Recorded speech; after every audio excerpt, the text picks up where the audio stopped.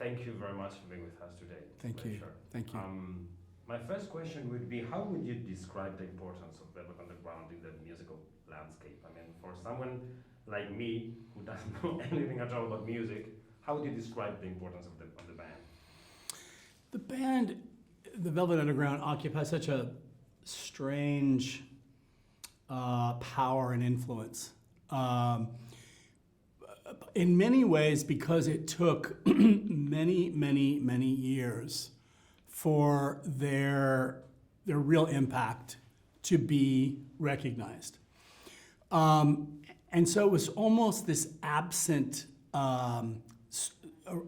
core that other kinds of music which followed and became and gravitated a lot of, or distributed a lot of energy, had to keep referring back to this missing moment. And it was missing only because of its commercial impact. It was a band that people knew if you were kind of in that world. But they didn't sell a lot of records. There wasn't a lot of commercial evidence of their influence. But the music that followed, starting with glam rock, which came fairly shortly after the Velvet Underground broke up in the early 1970s and brought Lou Reed his first major hit as a solo artist, working with David Bowie on the record Transformer. That already was reaching a wider audience commercially in the UK and eventually in the United States and in Europe than anything that happened with the Velvet Underground at the time. That started an awareness. Obviously, it put Lou Reed on the stage.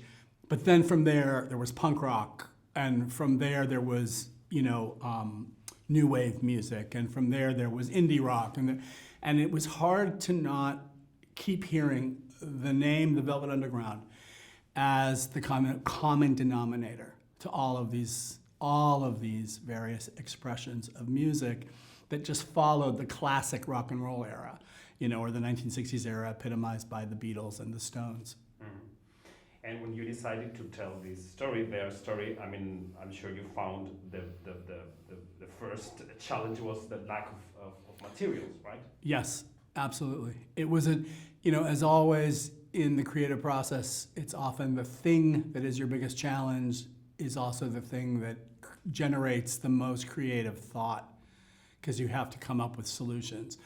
And in this case, it was pretty early on that I realized that this band was so closely associated with avant-garde film, experimental movies that were being made in the 1960s, and the whole art scene in general of that time, that it wasn't at all an imposition or ornamental to use that material as the way to visualize this time and place, their influences, and the music itself. And so for me, that was an incredible opportunity, because this is an amazing cachet of artists' work that doesn't get shown as much. And what better way to show the time than by the actual work that people were making at the time? If we would compare the two kinds of films that you do or you did, fictional films and documentary films, how would you compare the two kinds of processes? I mean, where are the challenges? Where are the joys? Where are the obstacles? How would you compare the two kinds of films? It is incredibly different in process, and so that is the biggest distinction, and that's what most documentarians I have always heard, and now I know that you're writing it as you make it. And so the editing process and the writing process are almost one and the same. And you're collecting your material, and this is different for different documentaries, of course. Some you have to keep going back into the well and dipping deeper into the well and getting more and more information. We knew what the well contained for the most part, and I also made the decision to just interview people who were there, and that bracketed my, the extent of the interviews that we would collect. But that was a fascinating process for me. I love that. And it coincided with COVID, the beginning of COVID, so that me and my editors, we had the interviews that we'd filmed, and we had most of the archive of films and historical material.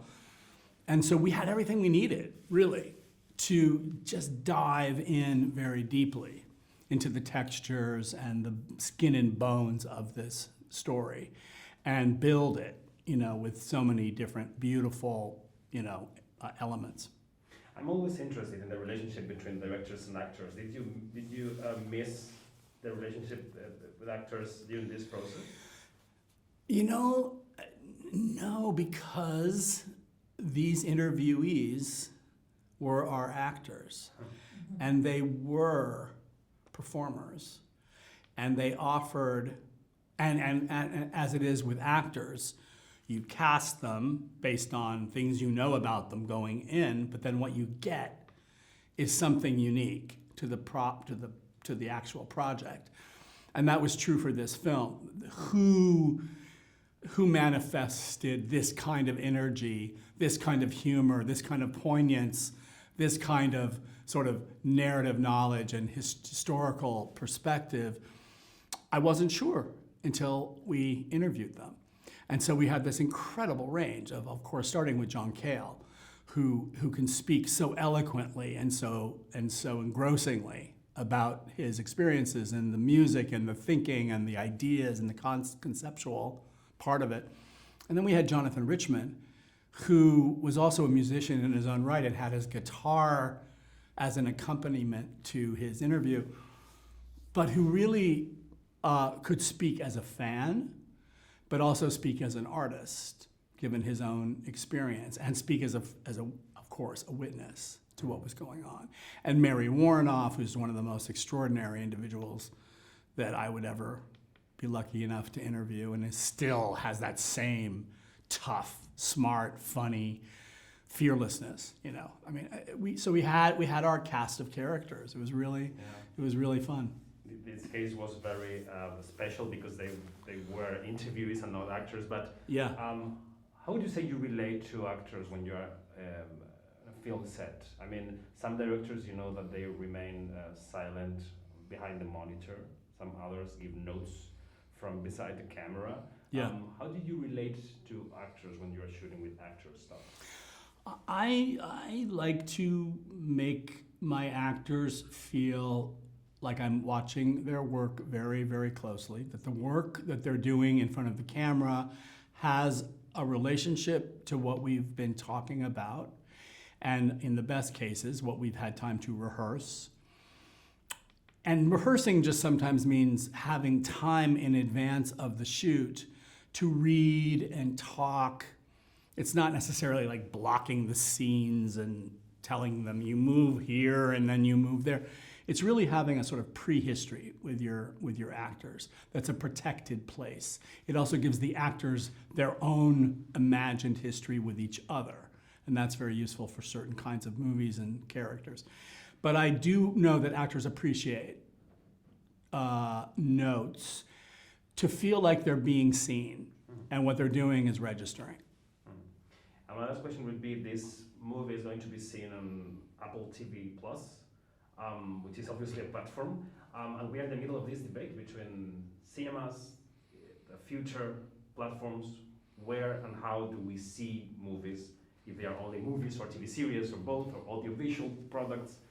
How do you see the immediate future of this industry we all belong to? Well, it's hard to not factor in the strange conditions under which we've all been living recently with COVID, which has just forced us all indoors, forced us deeper into what a streaming world might look like by necessity and sort of by accident. And there's a tremendous desire to claw out of that. And so when I just started to go back to film festivals this year, the intensity and the beauty of watching a movie on the screen with other filmmakers and people who love cinema, it was even all the more, meaningful because we'd been deprived of it. And so for me, that only underscores how much the medium of theatrical film spectatorship, what that means to cinema. It always has meant so much to me, but I think in the scarcity under which we've been living, that's been only underscored. So I will be the person who goes fighting and kicking to my grave to hope that people continue to see movies with each other, in the public, in the dark, on the big screen. Because it's the most powerful way to experience one's own work, you know? The impact of a movie like this, the soundtrack alone, is something that will play in a theater in a way that it'll never play in your home theater, you know? So I'm still fighting for it. Okay, thank you so much. Yeah, thank you so much.